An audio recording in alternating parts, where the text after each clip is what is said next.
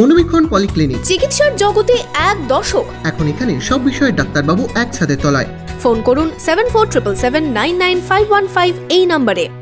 Murshidabad police জেলার মানব পাচার বিভাগের তরফ থেকে সাগরপাড়া হাই স্কুলে মানব পাচার ও সাইবার অপরাধ সম্পর্কে ছাত্রছাত্রীদের নিয়ে সচেতনতা শিবিরের আয়োজন করে। আলোচনা করা হয় অনলাইনে প্রতারণার শিকার হলে কি করতে হবে। আপনার আনন্দে আমাদের উদযাপন। বিয়ে হোক বা পার্টি, বহরমপুরে এবার luxury banquet hall at golden retreat. জেলায় একমাত্র পিলারলেস ব্যাঙ্কোয়েট, আছে স্পা, সালন, ক্লাব মেম্বারশিপের সুযোগও। বহরমপুর শিল্প তালুকে গোল্ডেন রিট্রিট। সাগরপাড়ার সীমান্তের স্কুলে আয়োজন করা হলো সাইবার ক্রাইম এবং মানব পাচারের মতন বিষয় সম্পর্কে একটি সচেতনতামূলক শিবির। মঙ্গলবার মুর্শিদাবাদ জেলা পুলিশের মানব পাচার বিভাগ এবং বহরমপুর সাইবার থানার পক্ষ থেকে এই সচেতনতামূলক শিবিরের উদ্যোগ নেওয়া হয়। এদিন দুপুরে সাগরপাড়া হাই স্কুলে ছাত্রছাত্রীদের নিয়ে চলে এই সচেতনতা শিবির, যেখানে উপস্থিত ছিলেন জেলা লোক আদালতের সম্পাদক অদিতি ঘোষ সহ আরও অনেকেই।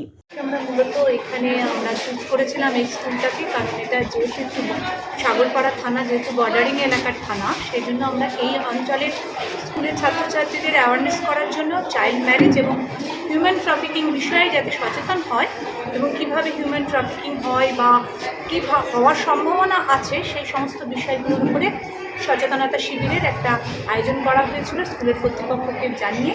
এই আলোচনায় নারী পাচার, অল্প বয়সে বিয়ে না করা এবং অনলাইন প্রতারণা থেকে কিভাবে বাঁচা যায় সেই সংক্রান্ত বিষয় নিয়ে বিস্তারিতভাবে আলোচনা হয়।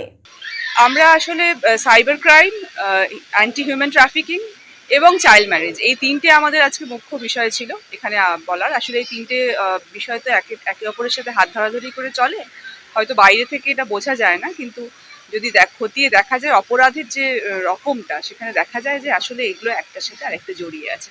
তাই আজকে আমরা এই তিনটি বিষয়কে একসাথে এখানে আলোচনায় তুলে এনেছি।